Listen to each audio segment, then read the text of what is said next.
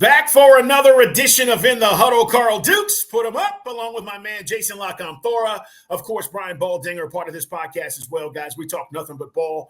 It is coming off of week 5 of the NFL. There's a lot going on, Jason. I mean, hell, we were talking over the weekend. Some of these games are crazy. People are talking a lot about the Commanders and are they real with all the points they're scoring. You and I had a conversation, which we'll have on this podcast, about Aaron Rodgers. But I got to start with what we saw with the Ravens. Guys, they were 0-2. They've won 3 in a row. And I asked you, I think it was last week, maybe 2 weeks ago, when are they going to get Henry more involved? And I'll be damned. Derrick Henry sets up the game-winning, field goal again in overtime. But talk to me about Lamar, because I was really impressed with him throwing the football, Jason, in this game against the Bengals where he absolutely had to deliver. Yeah, look, that was a top 5 all-time Lamar game for me, what he did in Cincinnati with them down in the second half on a day where Joe Burrow was slicing and dicing the Ravens defense, and the defense was a real problem. For Lamar to be able to come from behind and do it the way he did on a day where they did not run the football. I mean, Derrick Henry's first 14 carries go for 41 yards. I mean, they're stacking the box. Henry is shut down. Lamar takes it on himself to ignite the run game with his legs in the second half, but their design runs are going nowhere. And to have the efficiencies he had, marching them down the field with bad field position, long drives, doing it quickly, is a tour de force performance. I mean, I think they went 11 for 16 on 3rd and 4th down. Yeah. Lamar, they blitzed the heck out of him. They blitzed him on 43% of his dropbacks. He was almost perfect against the blitz, had a 130-something passer rating against it, diagnosed it, read it. They blitzed him with 6 or more guys 9 times. He went 6 of 9 for like 120 yards, 2 touchdowns, no interceptions, a 130-something passer rating when they came with the big blitz. The things that are supposed to be his bugaboos just weren't. And it was a day where the offensive line wasn't as good as it's been in other weeks as well. Carl, they're now 14 for 15 in the red zone going back to halftime of the loss to the Raiders. The only time in there they didn't score the touchdown is the Derrick Henry 51-yard run to set up a field goal on 2nd down where they weren't trying to score. It was overtime. Sure. So his brilliance in the red zone has been absolutely phenomenal.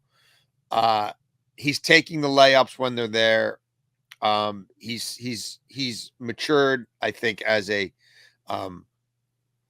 point guard of the offense at the line of scrimmage, just looking at what the defense is doing and deciding, how to best beat them, whether it's with his arms or with his mind or with his legs. It's masterful stuff. And that was a desperate Bengals team that really, really needed that game. And Lamar Jackson. And look, they got good fortune. Obviously, Justin Tucker hits a long field goal, which he hasn't done lately. There's a bad exchange on a field goal for the Bengals. Joe Burrow is almost perfect in that game, but he badly misfires on a ball in the middle of the field. And Marlon Humphrey had great inside leverage, and he basically gifts Marlon Humphrey an interception. Lamar had a snap, hit his helmet, and the play Lamar made, the touchdown to Isaiah Likely, where he stiff-armed Sam Hubbard twice. Like it was a season wrapped in a game, but Lamar Jackson is better than he was last year. He's absolutely playing at an MVP level. It's so much fun to watch this guy do his thing. And that was not a great day if you like defensive football. And the Ravens found a way to win, which is huge. But only the Jacksonville Jaguars have given up more passing yards than the Baltimore Ravens. And the Ravens gave up 5.9 yards per attempt last year, best in the NFL.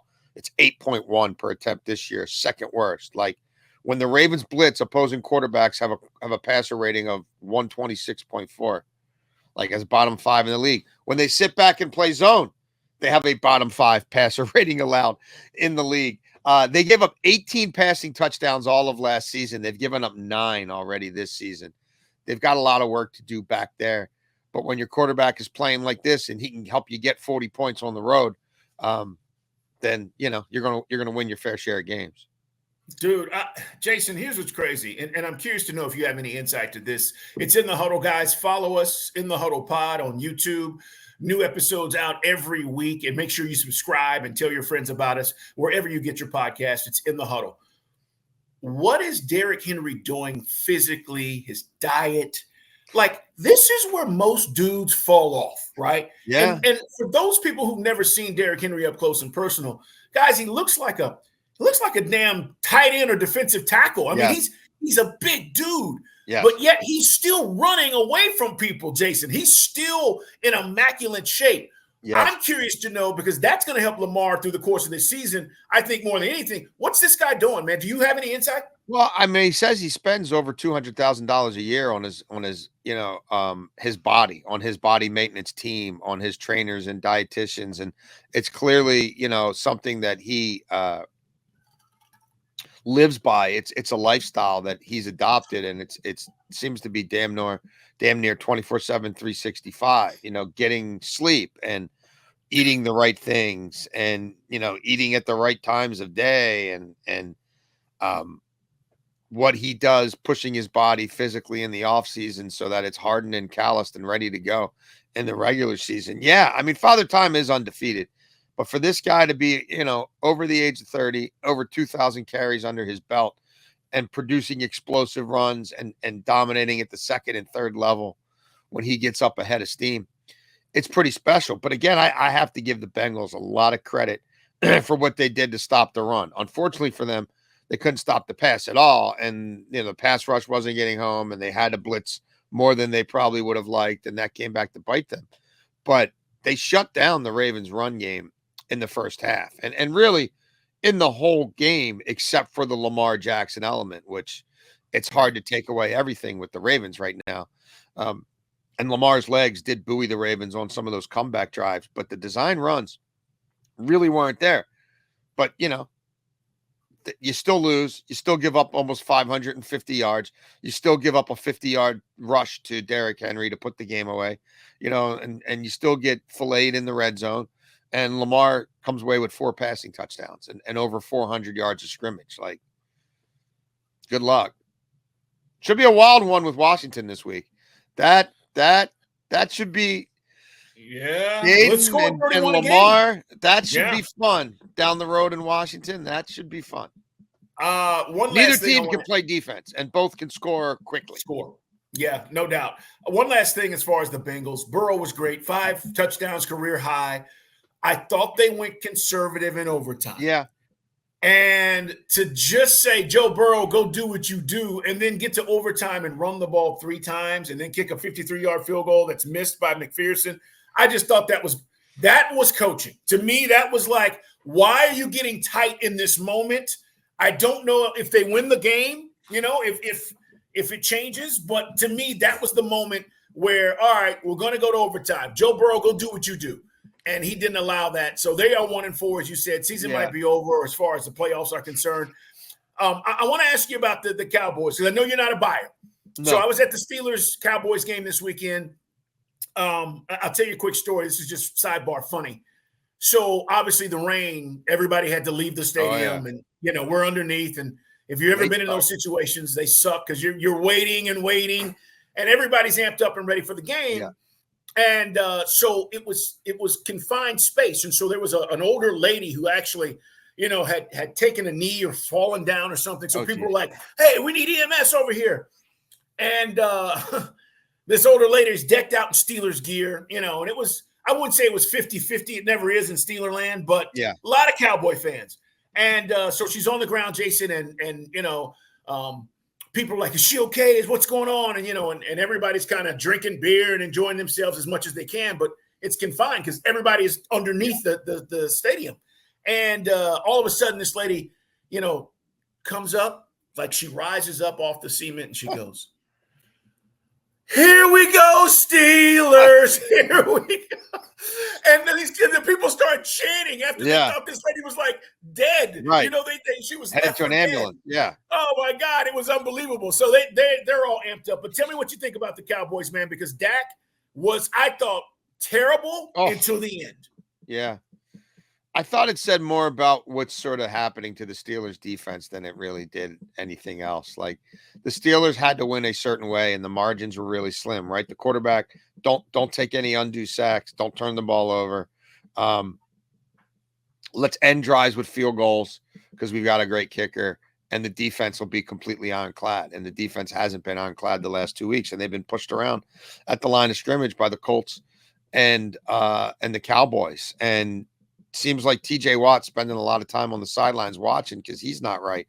And then Joe Herbig goes down, and they'd already lost Highsmith. And Patrick Queen looks lost in Pittsburgh. It's weird. The Ravens inside linebackers look lost without Patrick Queen, but Patrick Queen looks lost in Pittsburgh, as one of their big free agent signings. So I just didn't think Dallas could run the ball, and I didn't think Dallas could run the ball on Pittsburgh in that game after Pittsburgh just got pushed around by the Colts. But I was wrong, and Dallas was the better team, and Dallas played bully ball. I also think, though, I don't know what Arthur Smith is doing. Like,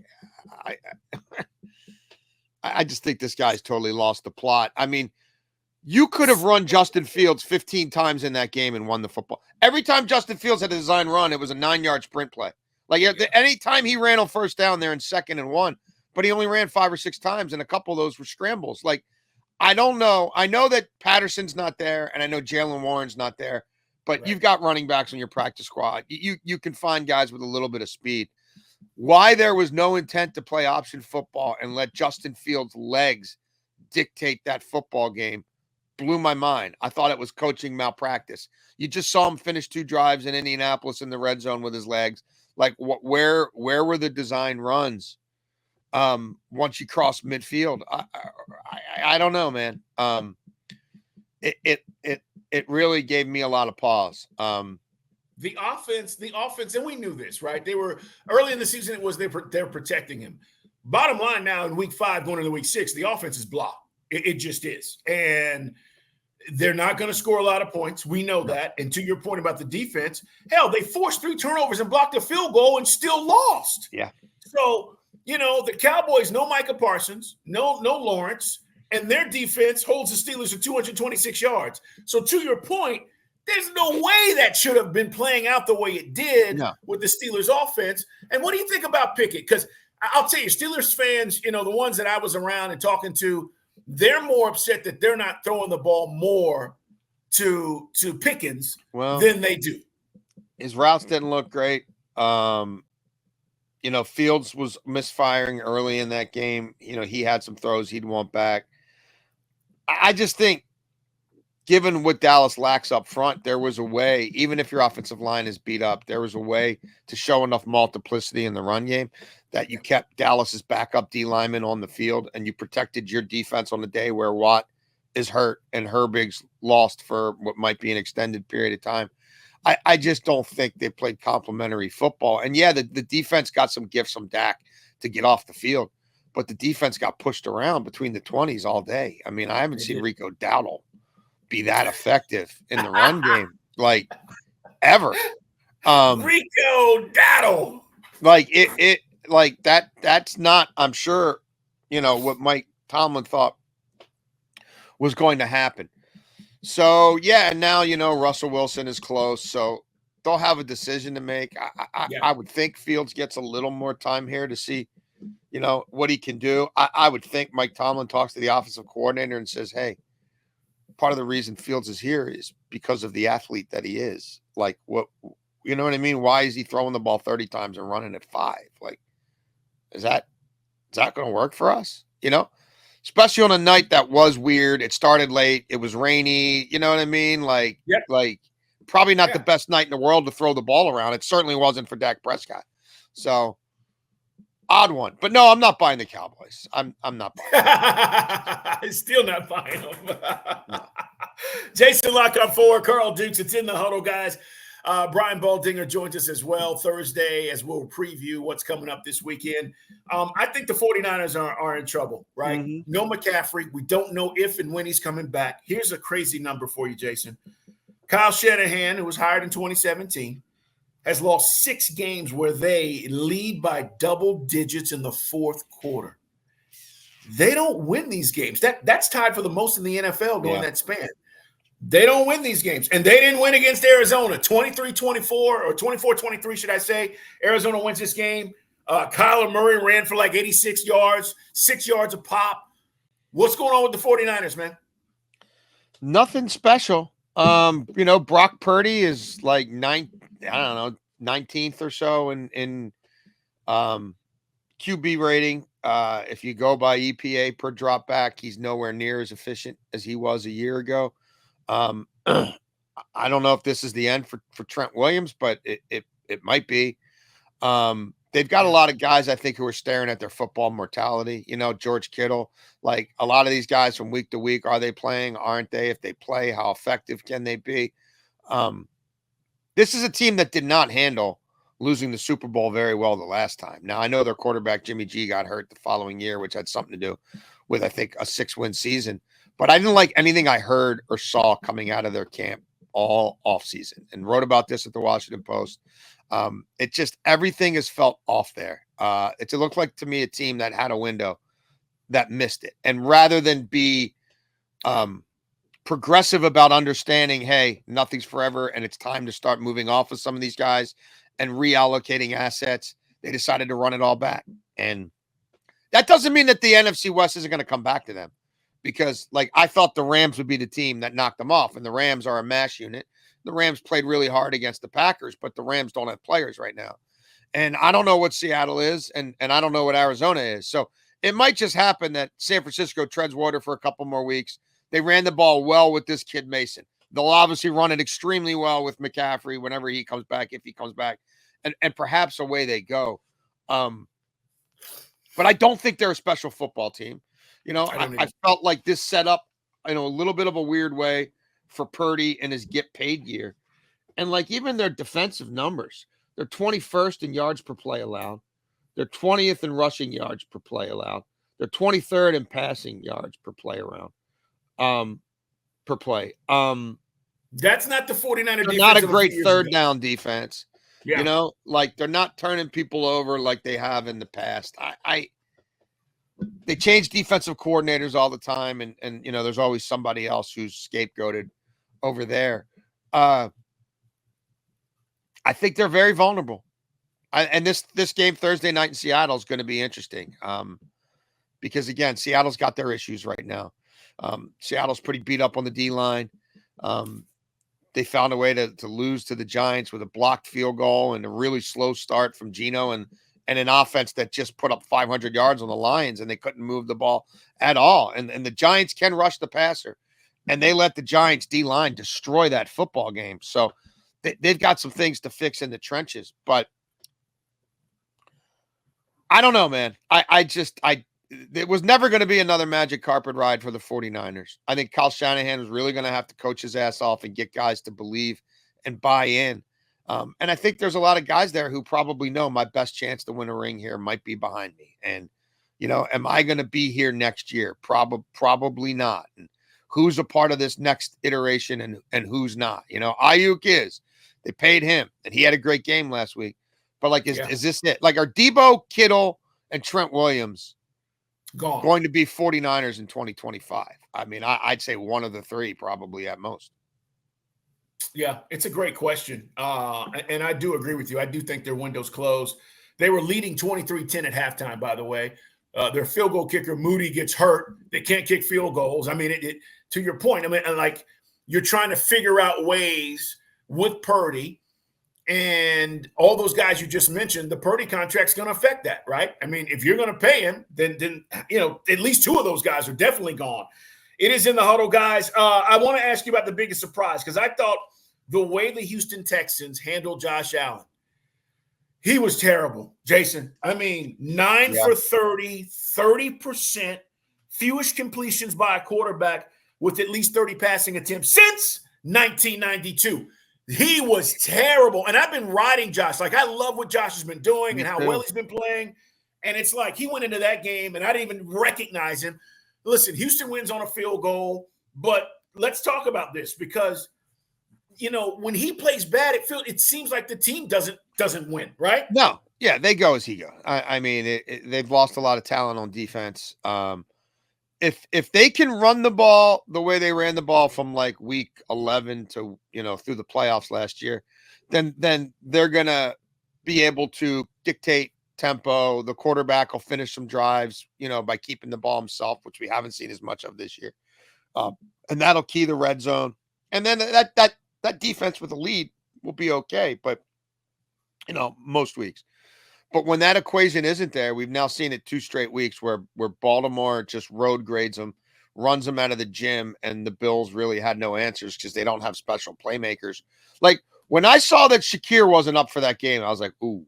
Like, I had been leaning Bills all week, but now I'm like, boy, even in the scramble drill, like, who's he practiced with? Like, who's going to create the explosive plays out of nothing? When Josh points to a spot 40 yards downfield, who's going to get there?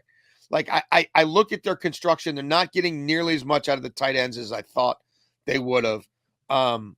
It's a lot of underneath passes. It's a lot of yak, but you lose 1 or 2 of those kind of yak monsters, and all of a sudden, you lose that element of speed and burst, and you're in trouble. It's not a super talented group up front. The first 3 weeks, the pass rush was looking awesome, and Von Miller was looking like one of the best situational pass rushers in the league. And then he's suspended. Rousseau slowed down a little bit. And when you're not playing with a lead as much, it changes how teams attack you. They're not a real big team up front. And when an Ed Oliver is out for a game like that, given the construction of their D-line, that's probably going to show up in the box score in the final score. So, and saying all that, they still had a chance to at least manage that game better and give themselves a chance to win. They did. I'm wondering about Josh Allen's hand, that left hand. He's still wearing that contraption. Like, is there more going on there than we know? Has that been aggravated or exacerbated the last couple of games as he's had to run around a little bit more? But they've got to get back to running the football. Like, they ran their offense through James Cook and Josh Allen on the ground last year, and then folded in Montgomery and really had 4 different guys who could run the football for them last year. I think they better reestablish that pretty quickly here. They've got the Jets this week. I think they'll take care of business there. But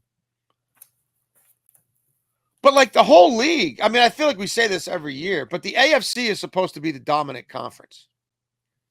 We know that the Chiefs have their issues, right?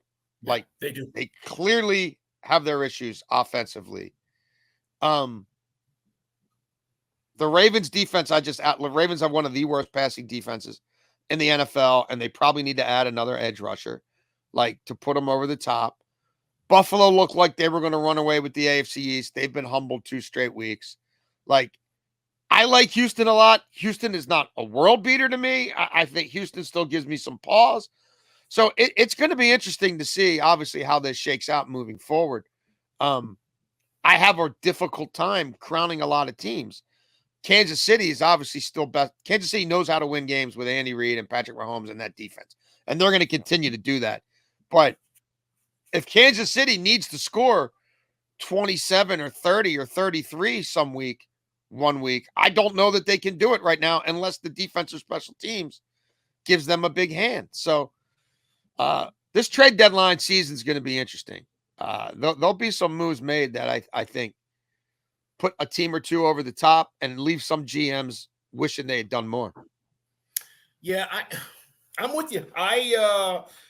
Listen, I can't. Somebody asked me yesterday about, who do you think the front runner is? It's still way early in this thing to say for sure that the Bills or the Texans or any of these AFC teams specifically are going to be better than the Chiefs. I agree. Let me ask you this, because I got to give you credit. Jason Lock-On-4 has been saying this for months on this podcast, and certainly he's been saying it elsewhere. Aaron Rodgers is not going to get it done. Washed. And I watched Aaron Rodgers Sunday morning and said, Jason, he looks old. He was 29 of 54. 54 passes. The old Aaron Rodgers wins that game because you put it in his hands. This Aaron Rodgers can't get it done. A 54.9 passer rating, 3 picks. They lose in England. I mean, in London. I'm watching this game and I'm going, okay, Jason's right on this. I don't know what to say about Aaron Rodgers at this point, except he's washed. He doesn't look the part, Jason. No, he's not a winning quarterback. He's a below average NFL quarterback who can win certain situations with his mind and his arm. But look, Tom Brady played till he was 40 years old because he was obsessed with nothing but football. He was consumed by football. He lived, ate, and breathed football all the time. His entire lifestyle and mindset was about maximizing my ability to win another Super Bowl this year. Aaron Rodgers didn't show up for minicamp, because he wanted to go to Egypt. It's just you don't slay Father Time unless you are working harder than he is. And when you are fancy yourself a quasi-intellectualist and you want to spend your time delving into conspiracy theories and trying to prove why you're smarter than other people and dabbling with ideas of running as some third-party ridiculous vice president candidate, when that's where your mind is and you're sitting in the jungle smoking stuff rather than getting guys together for personal workouts. Come on, stop. And he was falling apart his final year in Green Bay. And the evaluators I trust in the league were like, he's a $25 to $30 million quarterback at best right now. And these guys give him 50 or 60 and extend him and put him behind a bad offensive line and put him in a tougher conference. And then, everybody wants the Jets to the league wants this to work. Everybody wants it to work. So let's put it in prime time all the time. And then you look at all this travel they have early in the year. No, it's not going to work. It was never going to work. He's not special. And he still fancies himself the best guy and the smartest guy in the room. So the coaching staff is a joke. It's an overmatched coaching staff. Come on, Jason. Because they don't like to hug. The whole thing is it's a Ponzi scheme. The whole thing was propagated to sell tickets and draw eyeballs, but not to win football games. And a lot of suckers were in on the take. Now, I faded the hell out of them last year. I faded the hell out of them this year. And I'm just sitting back, sipping my tea like Kermit the Frog, just watching this whole thing saying, I tried to tell you. I tried to tell you. And look, they got the Bills and the Steelers coming up. And both those defenses look a lot different right now than I would have talked about them 2 or 3 weeks ago. So if they can't cash in here, and I don't think they are, coming off a long flight back from London with this guy being haggard and beat up and, maybe ready to wave the white flag. If they lose these two, is he even still there at Thanksgiving? I don't know. Yeah, for me, it is one, just the mobility is not there. And everybody talks about Brian Flores like this last week. He blitzed. Yes, but go look at the other teams that blitzed Aaron Rodgers. Here's the numbers. 42 blitzes. His QBR is 15 when teams blitz him. He is not getting it done. And so that part of it is concerning when usually those blitzes come on what? 3rd and 4th down.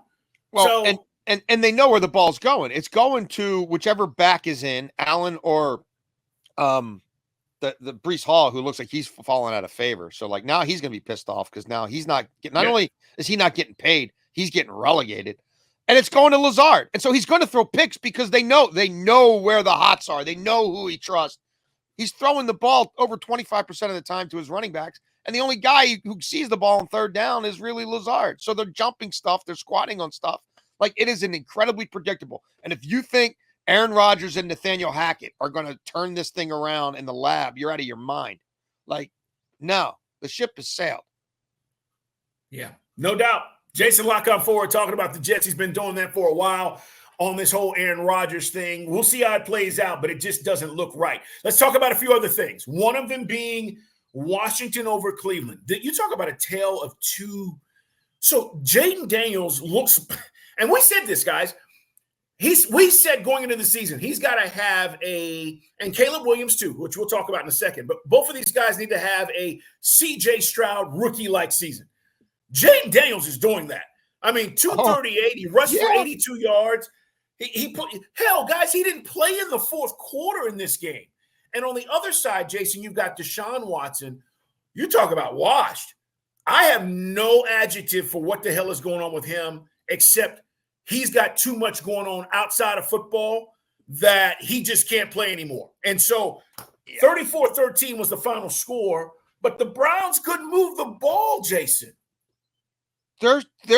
Carl, their third down conversion percentage is 18. Like the next worst team is Denver at 25% with Bo Nix making no money, as a rookie. They've got a $50 million quarterback. The league average on third down is 38%. They're at 18%. This cat has played 17 games as their starting quarterback. They have 27 offensive touchdowns with Deshaun Watson on the football field over 17 games as their starting quarterback. Like,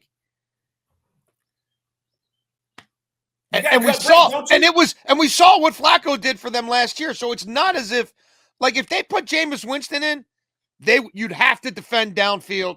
Amari Cooper and Njoku, who I know has been hurt, but he's back now, all of a sudden become viable, stretch the field guys. Like we know what Stefanski wants to do. This guy's not going to do it. This guy doesn't think he can do it anymore. This guy can't do it anymore. This guy doesn't really want to play football. He's playing football. He's only in Cleveland because of the contract. And I think at this point, he's only in the public eye and he's only playing football because of the contract. So they're cooked. And the defense is now starting to rot. The defense was only going to hold up for so long. Now the defense is like, this whole thing is a sham. Like, I'm just waiting for Myles Garrett to go get his, the plantar fascia issues and all the stuff he's dealing with on his feet. Like, at what point is he like, you know what I mean? Like, hey, this ain't the year. Like, I'm not the guy. Like, the offensive line injuries certainly are a big deal, but they can't run the ball. They can't throw the ball. It's a shameful thing to have to watch. He's not a leader. Like, they're cooked. I mean, does the owner at some point sit the quarterback? Because it's an ownership decision. This is not Stefanski. This isn't Andrew Berry. The owner's got to be willing to eat that bleep sandwich and say, yeah, we'll fit. Like, if I got to buy him out in the offseason, I'll buy him out in the offseason. But right now, if I want anybody to show up who's already bought these tickets and buy a hot dog or a beer from me, we got to go to Famous Jameis. And that'll be much more interesting. Like, it can't be any worse. It can't be any worse. I mean, this guy's got almost as many interceptions as touchdowns for his entire career as a Brown, which now spans parts of 3 seasons. Like, no way is it worse. This is the worst offense in the NFL, and it's not even close. So, and again, it's going to torpedo. It is torpedoing their whole season. But it's an ownership call. Because the path they're on, like, they're going to be in the mix for one of the top 2 or 3 picks in the draft. And you would have to think that they would go quarterback, right? So it's probably coming to a head where you're going to have to admit defeat on this thing in the next 6 months, 9 months, whatever. So, and he's untradeable. He's completely you just have to work out a payment. He's going to get his Bobby Bonilla deal, right? His payment plan. Maybe you can stretch out the deferred payments over, 30 years or whatever, right? But that's where it's going. This is not salvageable. This is over. It was over from the moment they got him, but now it's even the billionaires got to see that he cooked his football team. Yeah, I mean, Washington's offense, the first half wasn't even really all that locked in, and they still dominated this football game. Yeah, I mean, Jayden Daniels, by the way, third quarterback in NFL history with 1,000 passing yards and 300 rushing yards through 5 games. The other 2 guys, Michael Vick, Lamar Jackson. It's pretty good damn company. So this kid is balling out, man. And you said it this weekend. I mean, I can't wait for that Ravens game. I want to see how this plays out this weekend. We'll talk about that on Thursday. I do want to ask you about Caleb Williams. He looked in control for the first time, I think, all season. Bears win 36-10. It's Carolina, but still, it's the NFL, man. You got to go do it. Look, he's on a nice runway right now, and they've gotten healthier around him. I still am concerned about the offensive line. I'm concerned when real football teams blitz them. They've had major problems. But but his cast around him has gotten a little healthier in terms of the pass catchers. It's good to see them get DJ Moore going. Like, no, look, even CJ Stroud, like, it took him a few weeks. Like, he didn't come out of, I think it was 25-9. They lost to the Ravens. And a lot of people are like, wow, this kid looks the part. Like, wow, they gave the Ravens a game in Baltimore opening day. But it's not like they, that they came out and Tank Dell went for 150 and Nico Collins went for 125. Like, it was still a bit of a build for him too, right? You look at his home road splits, even in his great rookie year, it's 300 plus yards a game at home. It's like 230 on the road. Like there's a developmental curve for everybody. So no, he's on a nice little path right now. I still am not sold that's going to be the set of offensive minds that take him to the highest level of his game, but we'll see. They're getting more people involved in the run game because they have to, because that's not what they probably thought it was going to be. But they're making some progress in that regard as well. And it's a really legitimate defense. Like, it's a really legitimate defense, and they show up on special teams. And look, the most important thing is that's a franchise that has found ways to lose games for decades, and they're finding ways to win games. And this quarterback is getting better each week and getting more confident. So yeah, that division, man. The NFC North, there's not a whole lot of weak links there. No, and Jordan Love didn't play great, I didn't think. No, they got a dub as well. I mean, I agree. I mean, Minnesota, give them credit. Undefeated. They looked the part. The defense is getting after it, and Sam Darnold is playing well. One other thing I do want to get to before we get out of here, I know we talked a lot in the offseason about Trevor Lawrence. Do you think he is fixed after this game, or was this a situation of the Colts passing defense being so bad that it made him look a lot better than he actually is? Yeah, I mean, look, they've got the book on Gus Bradley. Everybody's got the book on Gus Bradley, and they play Gus Bradley twice a year, and they know, he's going to play a lot of cover 3. And Jacksonville never loses to the Colts in Jacksonville. Like, I think it's now 10 straight games, and they put up a ton of points, and that's, if you're a fantasy owner for Trevor Lawrence, and good luck to you if you are, like, you want to play him against the Colts, and you especially want to play him against the Colts when the game's in Duval County. So no, I don't put a lot of stock in it. It was a must-win game, and they found a way to win it. But Joe Flacco also eviscerated their defense. Trevor Lawrence is not going to play with a ton of leads. Like, it looks like there's a changing of the guard going on at running back, and it'll probably be more efficient, but I don't think it's going to. I mean, they show no signs of having an impactful run game overall. And yeah, I think that's an opponent who they own. So no, I have major reservations about Trevor Lawrence and the Jacksonville Jaguars. Yeah, they scored some points. They let them back in the game, but I'm with you. I don't think that is fixed because you played a team that gives up a bunch of passing yards in the Colts. It's a team really well. Like, let's see them beat somebody outside of their comfort zone. Let's see him look the part 3-4 straight weeks. Let's see him go on the road against a decent defense and be a part of the solution, not a part of the problem. I got to see that. We got a lot to look forward to coming up this weekend, guys. We're back later in the week in the Huddle. Subscribe, like us in the Huddle Pod. Watch us on YouTube. Carl Dukes, Jason Lock-on-4, Brian Baldinger. We talk ball. That's it, man. NFL, and, we're all about it. So make sure you tell your friends. Jason, we will talk later in the week, man. We got some big games coming up this weekend. As I said, maybe none bigger than, as far as just anticipation, that Washington Ravens game, because of what's going on with those two teams and the fact that they can score a lot. Maybe we get another entertaining game. Let's hope so. Hey, man, have a great day. Everybody, thank you for being here. We'll talk to you later in the week.